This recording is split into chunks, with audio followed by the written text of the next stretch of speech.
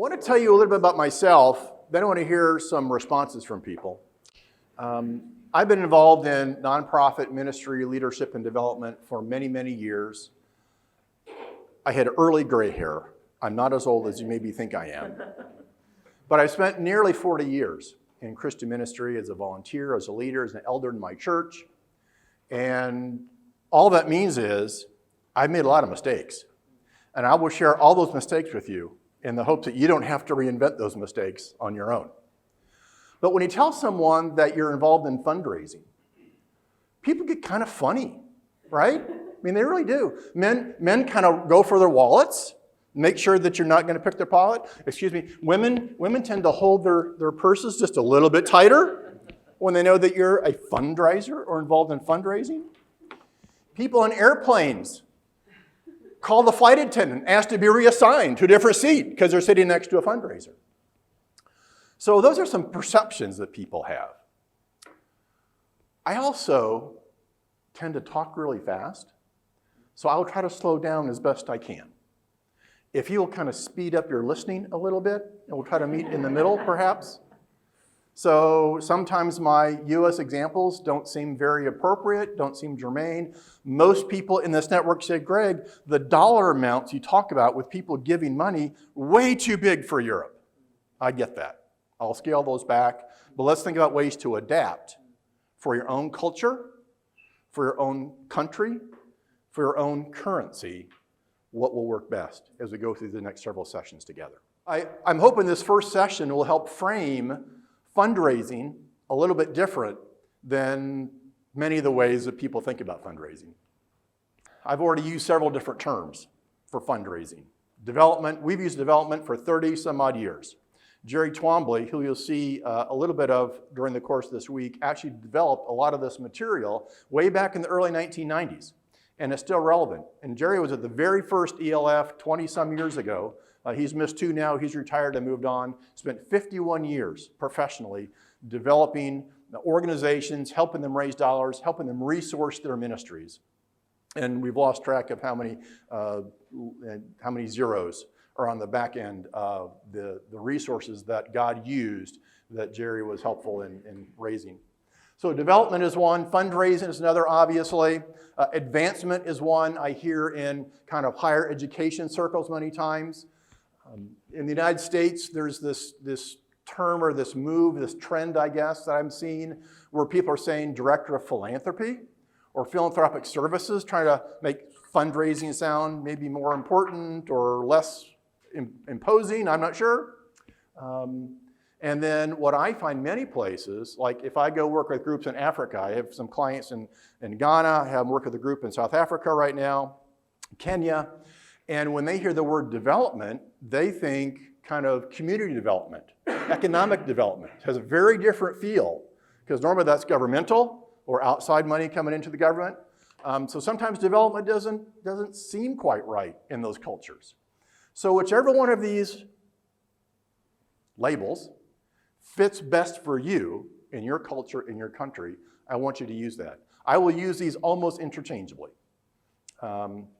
So we talk about development, it certainly is more than fundraising, right? But we're going to talk about resource mobilization. We have lots of resources that our organizations need, right? To do what God's called us to do. We need money, we need people, we need time, we need material resources, maybe computers, buildings, equipment, whatever, volunteers, leadership, board members, lots of ways that God can resource and will resource what we're doing.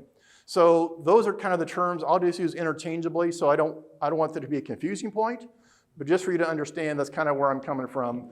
And I really think that for us, development, advancement, fundraising, whatever you want to call it, is very biblical. It can be and needs to be God honoring, and also needs to be honoring to the person who's providing the resource, whether it's funds, equipment, time, energy, expertise, whatever. So there is some short examples from a book that came out many years ago that talks about different examples of fundraising and development in Scripture. I think all of those work.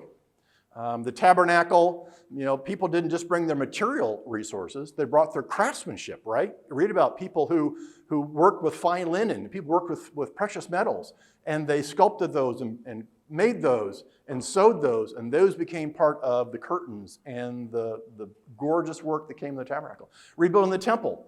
David started I call it a capital campaign of rebuilding the temple, and yet he knew he would never see the finished structure. So I think about us investing our time, us investing our dollars, our lives into something that will outlive us. David gives an example of that. We'll talk later about the book of Nehemiah, and it's one of my favorites, and we'll talk about that more related to planning, but that's okay. But I see that's another example of resourcing what God is doing and different ways that God demonstrated that. So there are some examples. We're not going to cover these, like we're not doing an in-depth expository study on any of these, but those are examples you can go back to at some point and look and begin to take these and apply them into your own work. Do any of these make sense in your environment in terms of who you're talking with? When you're talking with people about resourcing your ministry or helping your ministry, do any of these kind of ring a bell or strike a chord in terms of, oh yeah, that's a great example, that really makes a lot of sense given what we do, given what our ministry is about? Here's my definition of development, and I stole it from my buddy Jerry, who's been at ELF for 20 some odd years.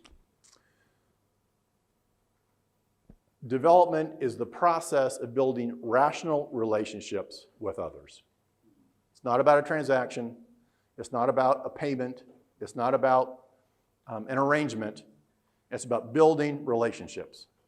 And we think, we've experienced this over time in our consulting, we think that if you build appropriate God-honoring relationships, God will honor that.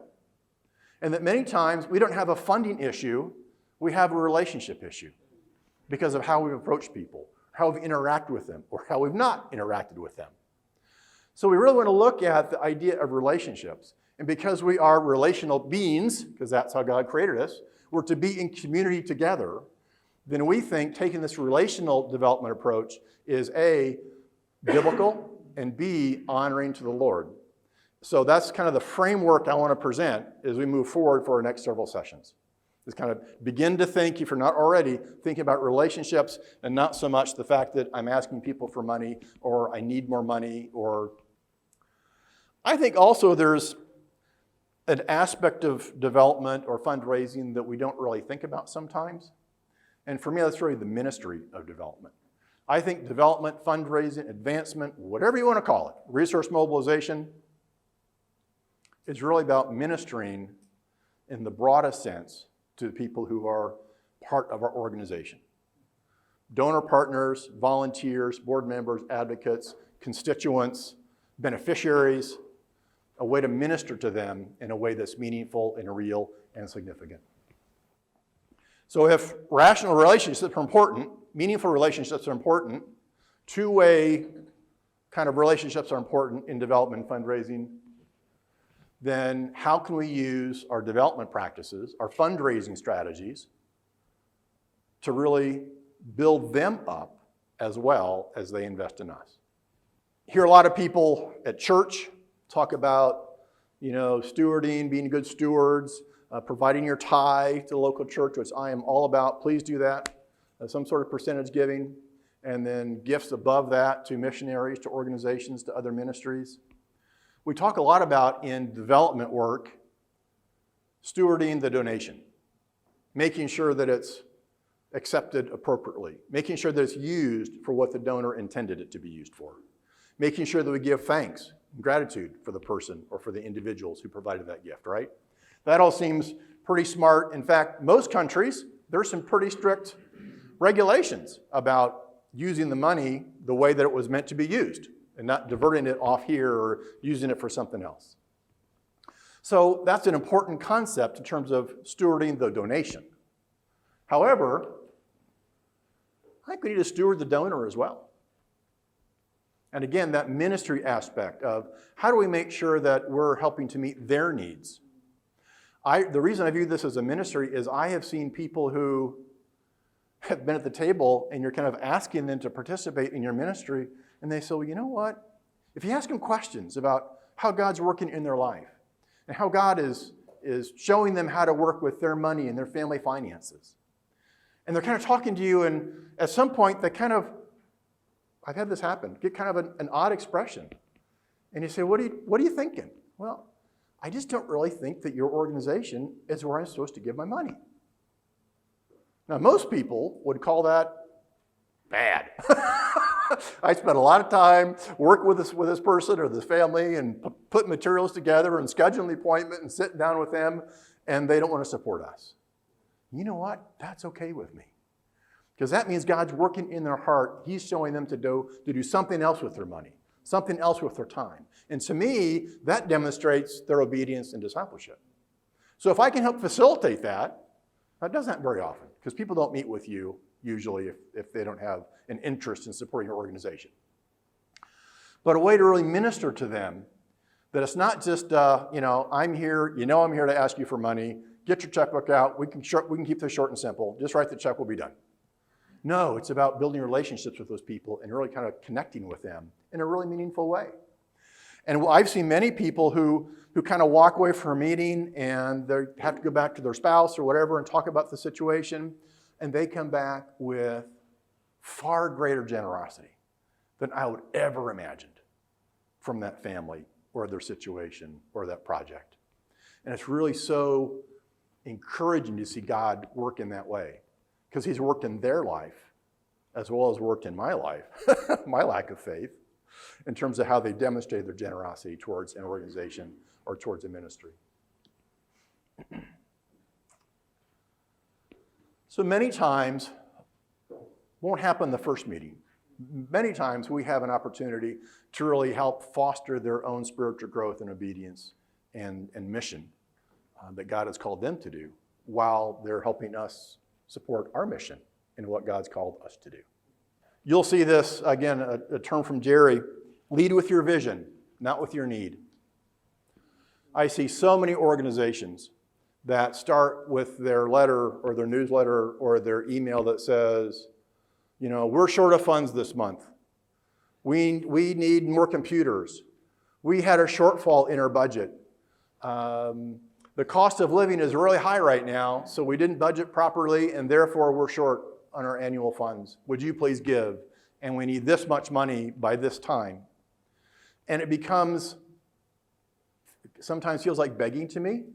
Sometimes it feels like, well, just because you didn't plan properly, or you asked me to give you more money now because you didn't expect the inflation to be as high or cost of living. Now, things happen, right?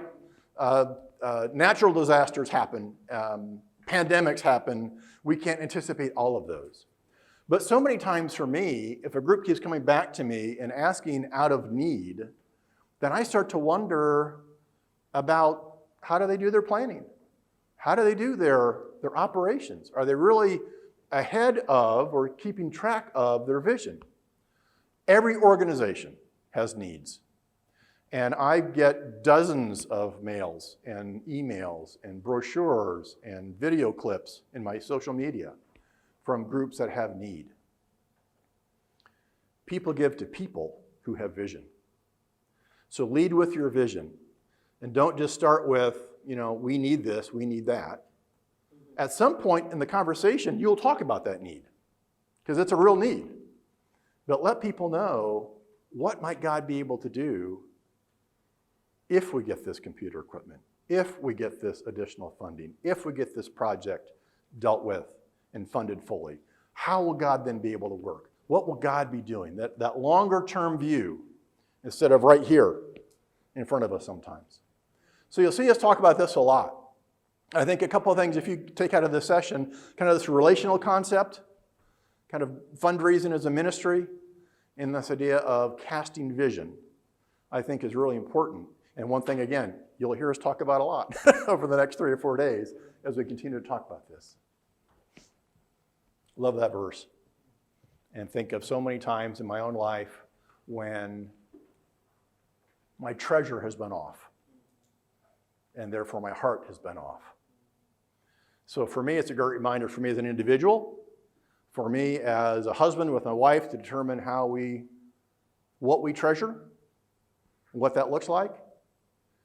And again, as we enter in relationship with people, how can we begin to understand what they treasure and where their heart is? How can we help them in a real meaningful way learn where their heart is? And some people don't realize where their heart is when you sit down with them. And sometimes we flip that around. It's like where your heart is, that's where your treasure is. And because we kind of forget what the verse says, and we flip it around the wrong direction. And again, I'm probably belaboring the point now, but really, how do we make sure that people have this idea of obedience and being under mission to God in a way that supports your organization? And we need to be completely fine in our fundraising activities if we say, here's the project, here's the amount of money, here's what we have to raise, here's how God is working right now. Would you like to join him in our ministry? And if they say no, that's okay. Dust off your feet, you move on. And doesn't mean you get rid of them, doesn't mean you never talk to them again. It just means that at that point in time, God has something else in store for them. And if he has something else in store for them, he has something else in store for you. I got some great stories I'll tell. Sometimes I'm hesitant to share those simply because they're kind of one-in-a-lifetime sort of stories, but ways that individuals have been obedient because God prompted them and because the organization had a really good plan developed and a really strong vision that they were casting. Share those maybe a little bit later. We're going to talk at some point this week about having an active, engaged board of directors, board of trustees, board of governors, whatever you call them in your situation. But really a way for them to be active. And I have lots of board members I've talked with who say, oh, I'll be happy to join your board. Just don't ask me to raise any funds. Directors are responsible for the fiscal health and stability of an organization. They have to have some responsibility and some role in development and fundraising. But many of them get just as nervous about fundraising as other people do. So I'm working currently with an organization, I better not name the organization, in a state in the United States, and they're raising money for a new building. It's a pregnancy care center. They're doing a great job, but we have struggled for months trying to get the board of director members involved in their fundraising. They're nervous, they don't want to. Now they've all given a gift. They all said, yes, we will give a personal contribution, but they haven't gone outside that to give us names of potential contacts or hold a little coffee in their home or connect people that they know through their business. It just hasn't happened. And at some point, you just gotta say, okay, that's not gonna happen. We have to find a different way to get this to maybe work. So we'll talk about board of directors and how that works in the planning process, and then how you can help encourage the board of directors members. Any board of director members here? Trustees for your board? Okay, a couple. All right, thank you. I'm looking at you, just teasing. We'll talk about some solid planning, because that really, again, helps steward the donation and the donor. The donor knows where you're going, what you're hoping to accomplish, and kind of knows the time frame. And then they also know to come back and say, hold you accountable at the same time you're trying to minister to them. Okay? We're having an attitude continuum. It's kind of a fun. I think that's up in the next couple of sessions now. We're really talking about everybody in your organization is someplace on a continuum between euphoria and cynicism. Everybody. And we'll show you the different levels that we kind of talk about in those. People many times start at neutral, but at some point, because of our communication with them, or lack of communication, or something that's happened, or something an organization has done, they either move toward the cynicism end of that scale, or they move toward the euphoria end of that scale.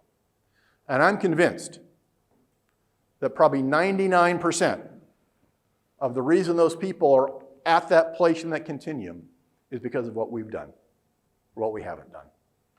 I've arm wrestled my senior pastor over this one.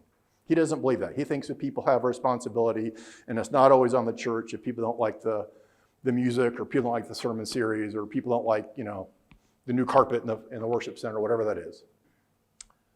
But I'm convinced that more often than not, It's because we haven't communicated effectively. We haven't set the expectations for our partners, be it volunteers, donors, funders, whatever. So we'll talk about what that looks like. And we'll talk about all these through the course of the coming, 3 days, 4 days? Remember that? So let's talk about this attitude continuum. Some people are just euphoric in our organization, right? They are always there when the doors are open. They're volunteering anytime there's an opportunity. They're at every event that we do. They're your biggest champions in the community within your circle of stakeholders or constituents or beneficiaries, and they are always excited about what's going on. Sometimes these people are so excited, they wear me out, but they're excited. The other end, we have the cynicism view. Nothing you can do will please them, right? I was an elder in my church for 9 years. When I see cynicism, I have people's faces in my mind, better for worse. So everybody's on this phase in terms of this continuum. There's a path to cynicism. Not like the Star Wars path to the dark side, but there's a path to cynicism. Starts with discouragement. Maybe we invited them to come to something and it didn't work out quite the way they wanted, or it wasn't exactly what they expected. So they're a little discouraged at first. Then perhaps that happens again and again, and they kind of frustrated. They're not getting the right information for what they want. They've checked all the boxes on the welcome card, and we haven't followed up with that yet. We promised them an opportunity to maybe meet with the senior pastor, executive director, or take a tour of the facility, and for whatever reason that hasn't happened yet, so they're kind of frustrated. And then people kind of shrug their shoulders. Oh well, this church isn't going to change. This organization is going to be the same. It's kind of how I feel about that organization with their board of directors, frankly, at this point. That's where I am on that scale, just being honest.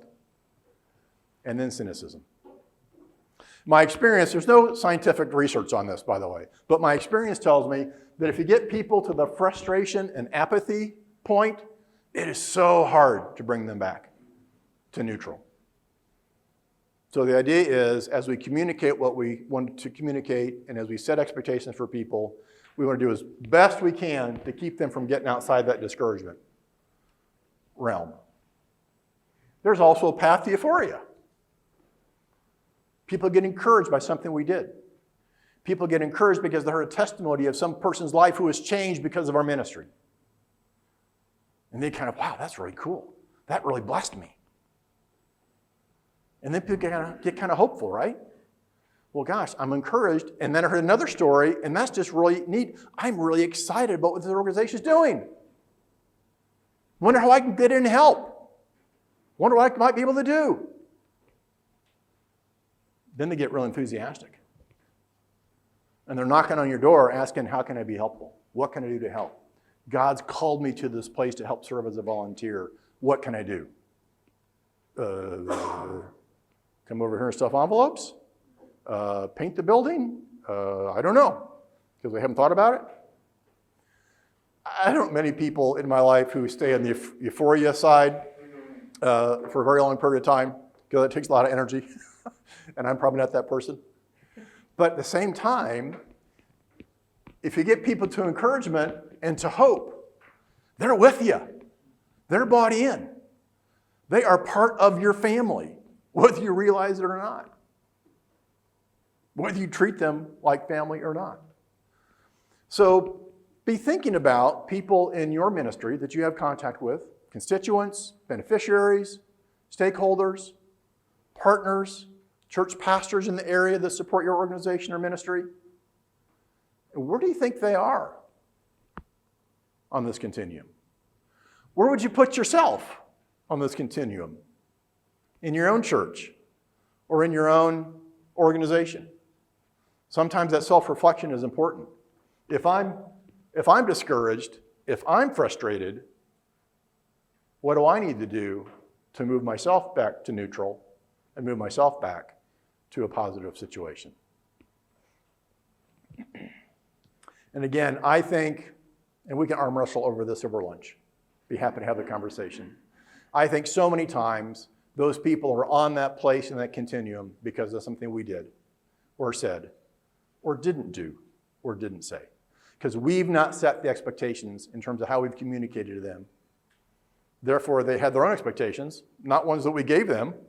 So we think, well, they're just misinformed. Well, they're misinformed because we didn't set the expectations in the first place, right?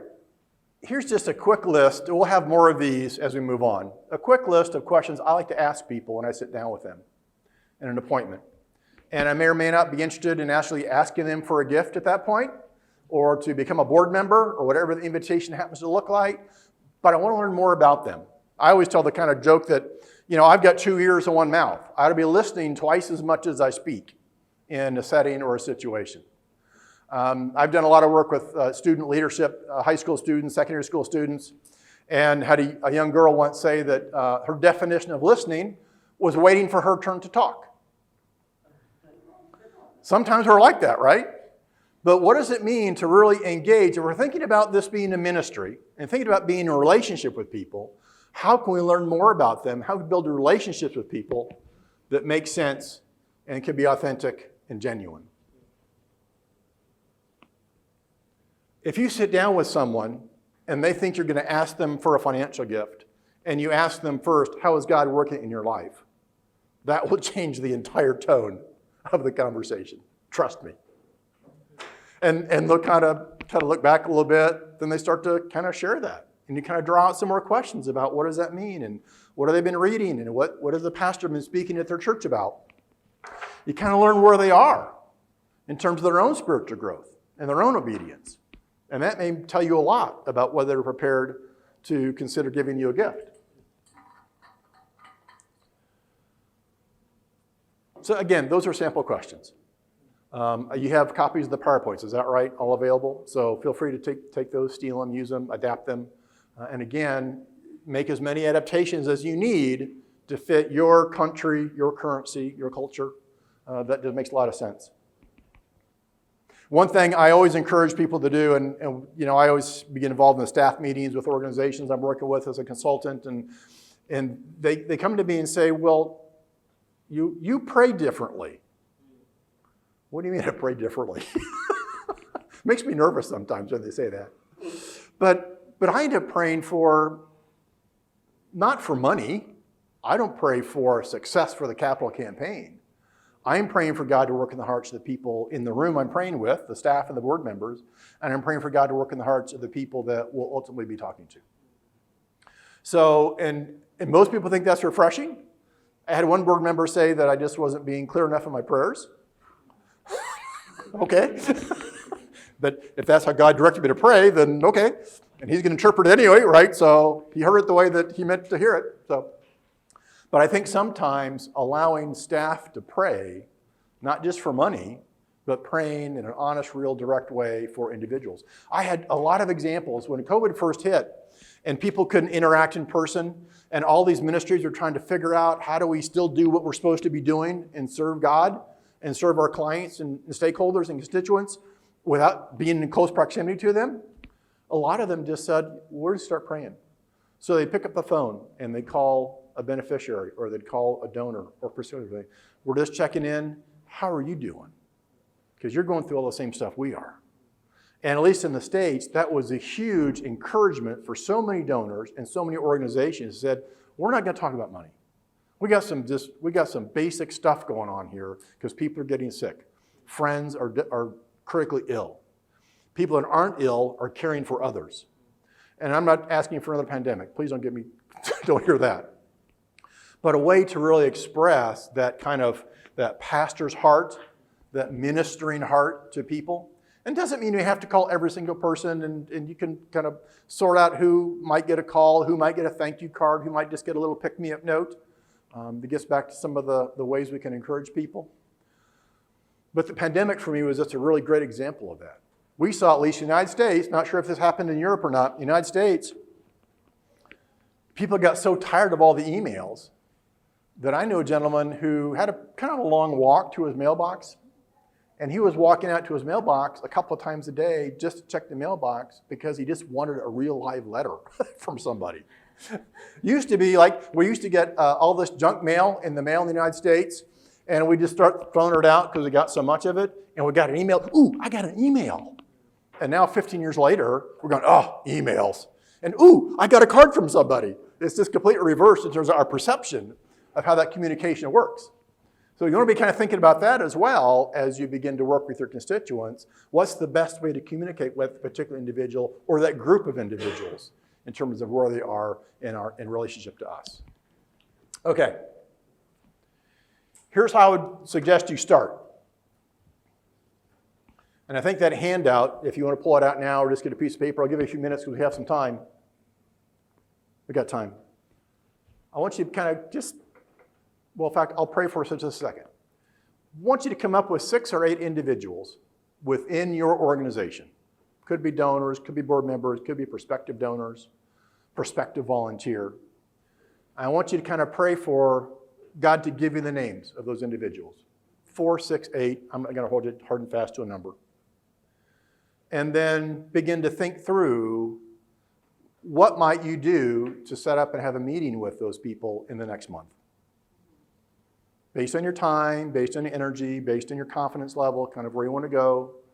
But at least kind of set a goal of how might I meet with 1 or 2 people a week and have this kind of conversation with them. Kind of find out where God's working in their life. Find out where they are, you wouldn't ask them this way, where they are on that attitude continuum. Like, are you cynical? No, you don't ask that. Might have a board member join you. You can get a board member to join you, do that, because then they start to hear what people in your organization think and feel and believe about the organization. Board members get whitewashed information at the board meeting. Believe me, they get the best foot, they get the best news. Doesn't mean there isn't good news, but also means there could be other truths that could be brought forward. Give you some think time. Identify 6 to 8 people. Do a little homework with those individuals, and your take-home, your assignment for this particular session is to try to connect with 1 or 2 or 3 or 4 or 5 or 6 or all 8 of them in the next month or 6 weeks.